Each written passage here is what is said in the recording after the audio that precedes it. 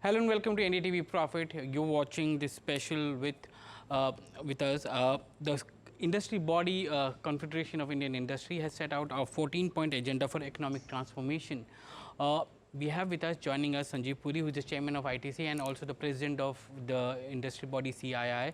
Mr. Puri, thank you very much for joining us on Ndtv Profit. Sir, let me begin with your assessment of the economy at this point in time. It's a time when the new government has taken charge. There is an agenda which will be set out in the next month or so when the new budget comes in. How do you, assess the current economic and macroeconomic situation as we speak? So I think the Indian economy is very clearly in good shape, and the as I say, the proof of the pudding is in eating it. So we've seen the GDP numbers for last year 8.2%, ahead of many estimates that came, and more so it is remarkable that we achieved 8.2 when globally the numbers are not very buoyant. So all in all, I think we are in very good shape. The macros are good. I think the investment climate is good. Private capex is looking up, and all this has happened because of a lot of good policy interventions that have happened for several years, and we are seeing the impact of this come through. And the impact of investments in public infrastructure, the digital infrastructure, the physical infrastructure is tremendous. Both are improving the competitiveness of the economy, I think, and also the quality of life for everybody. Travel has become so much easier. All that is also, having the multiplier impact of greater connectivity, and therefore we're also seeing the benefits of that translating into, for example, the transport, the mobility and transportation, and the tourism industry. Mm-hmm. So if you look at air travel, you look at rail travel, you look at how the tourism sectors are doing. So all these are in positive territory. So many positives in the economy, and overall very good position.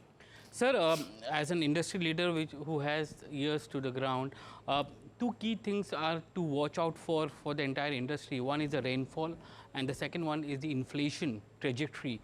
And with the inflation trajectory is also linked the interest rate cycle which is there. How do you assess these two macroeconomic variables which are there as per you, because that's something which would be driving consumption and growth going forward? No, they're very valid points.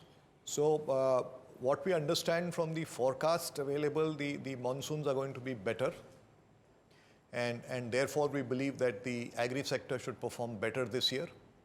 And we've also seen when the agri sector performs better, the food inflation is more is moderated. In fact, you know that in CPI, the core CPI is at around 3%.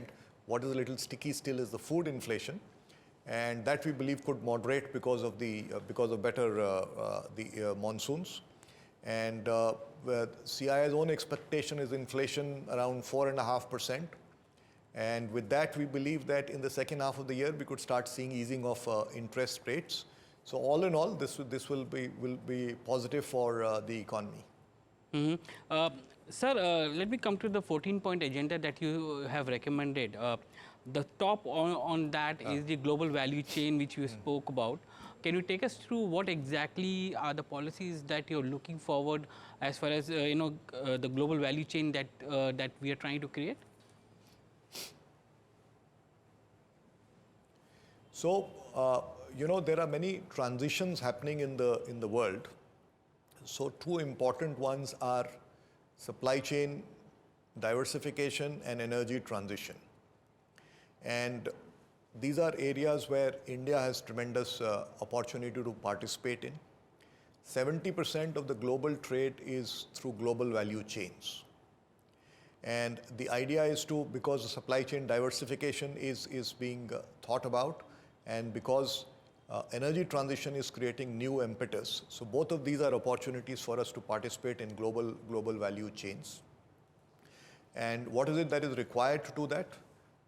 Very clearly, I would say, let me start by saying that fair bit has already happened.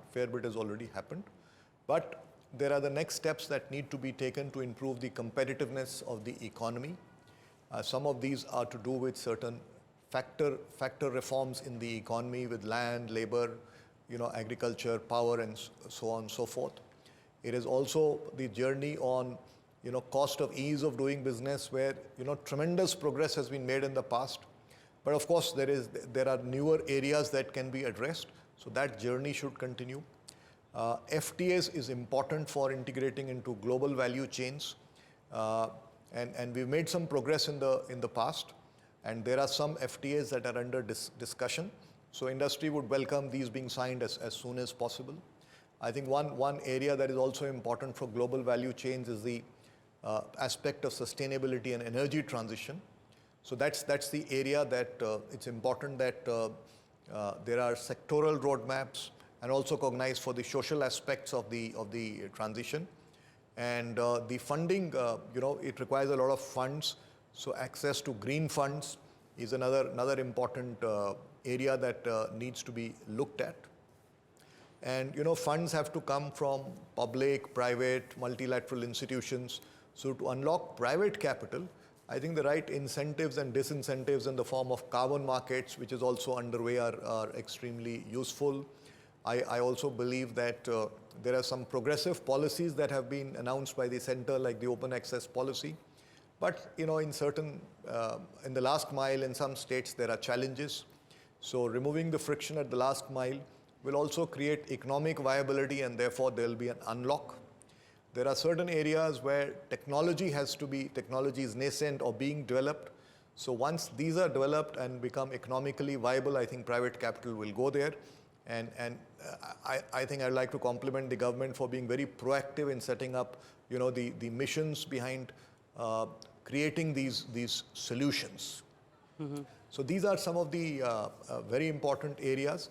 And of course, I think we must also look at the rural sector in particular.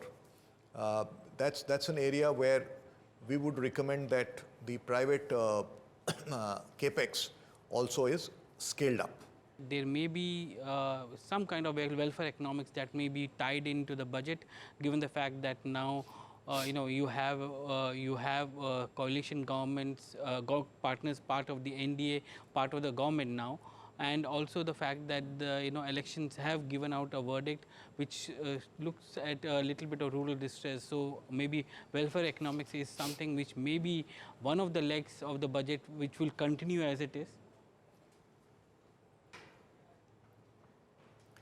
So let me say that the requirements, immediate requirements, the government has been taking proactive measures in the past also, through increase in Manrega, through the direct benefit transfers and other such measures. Of course, those need to be provided for as deemed appropriate. But what is most important is to create a virtuous cycle so that the growth and progress in the economy is, and rural included in that, is through a sustainable basis. And the only way to do that, I think, is an investment approach of investment-led inclusive growth. That's a model that's been followed in the past, and that's why let's remember, that's the reason why in India we are at a much stronger wicket. When we look at some other parts of the world where other methods were deployed, in fact, that has created a lot of stress in the economies at this point of time. And in many cases, in many areas where there has been shrinkage of consumption, just coming back to pre-COVID levels and so on and so forth. India is on a much stronger wicket. We are on a growth path. We're saying we need faster growth, and absolutely that's the way to go, because that's the potential to India. One of the major reforms that you're looking at is the direct tax reforms, which is there. You're looking at some of the changes to the TDS provisions, pruning down of some of the rates which are there, much more, rationalization of capital gains. Now that's very a touchy subject for the markets and for some of the for the corporates there. Can you take us to the rationale for this?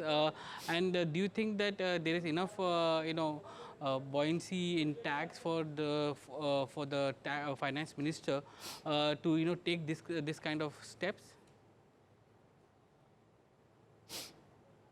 No, we are not, you see, these two suggestions do not, are more to do with the ease of doing business and simplification instead of having, multiple rates and different treatment of capital gains for different treatments. These are not suggestions that are supposed to, that are not seeking any reduction in tax rates. It's more around looking at simplifications so that ease of doing business improves. It's more around that principle.